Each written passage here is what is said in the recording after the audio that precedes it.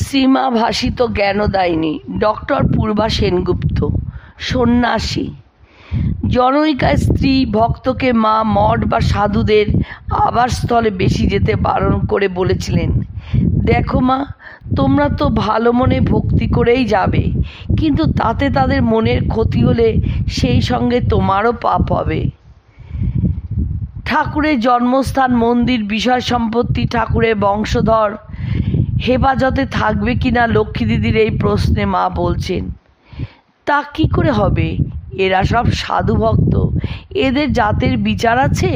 কত দেশের লোক, সাহেব শুভ সব যাবে, ওইখানে থাকবে, প্রসাদ পাবে।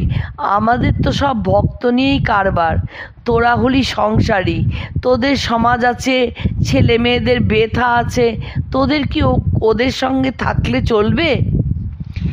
জনৈক সাধুকে লক্ষ্য করে মায়ের উপদেশ। ঠাকুর বলতেন, সাধু সাবধান, সাধুর সর্বদা সাবধানে থাকতে হয়।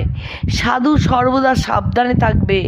সাধুর রাস্তা বড় পিছল, পিছল পথে চলতে হলে সর্বদা পা টিপে চলতে হয়। সন্ন্যাসী হওয়া কি মুখের কথা? সাধু মেয়ে মানুষের দিকে ফিরেও তাকাবে না, চলবার সময় পায়ের বুড়ো আঙুলের দিকে লক্ষ্য রেখে চলবে।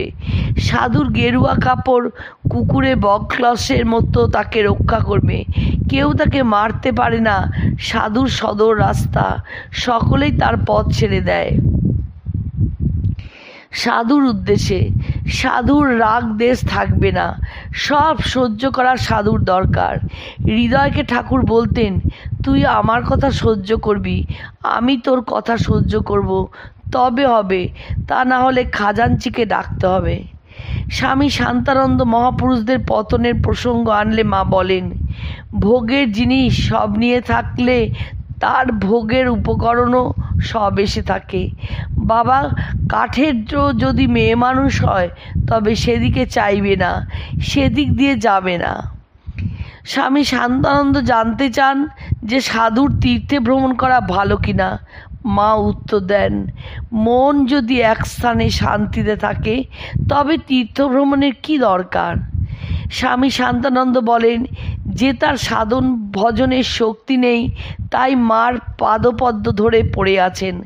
মা হাত জোর করে ঠাকুরকে প্রার্থনা করতে লাগলেন, ঠাকুর তোমার সন্ন্যাস রক্ষা করুন। তিনি দেখছেন তোমার ভয় কি, ঠাকুরের কাজ করবে আর সাধন ভজন করবে। কিছু কিছু কাজ করলে মনে বাজে চিন্তা আসে না, একাকী বসে থাকলে অনেক রকম চিন্তা আসতে পারে। স্বামী শান্তানন্দ জীবনের উদ্দেশ্য সম্বন্ধে প্রশ্ন করেন। মা উত্তরে বলেন, ভগবান লাভ করা ও তার পাদপদ্মে সর্বদা মগ্ন হয়ে থাকা।